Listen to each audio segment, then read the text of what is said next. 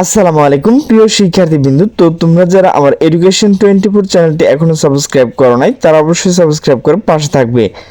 তো তোমরা যারা চট্টগ্রাম বোর্ডের শিক্ষার্থী রয়েছো, তো তোমাদের কিন্তু অর্থনীতির দ্বিতীয় পত্র পরীক্ষাটি হয়েছে। তো তার এমসিকিউ নিয়ে হাজির হলাম। তো আমার কাছে কিন্তু খ সেট রয়েছে। তো তোমরা কিন্তু ক খ গ ঘ সকল প্রশ্নের উত্তর কিন্তু এখান থেকে পেয়ে যাবে। তো আমি শুধু তোমাদের উত্তরটুকু বলে দিচ্ছি।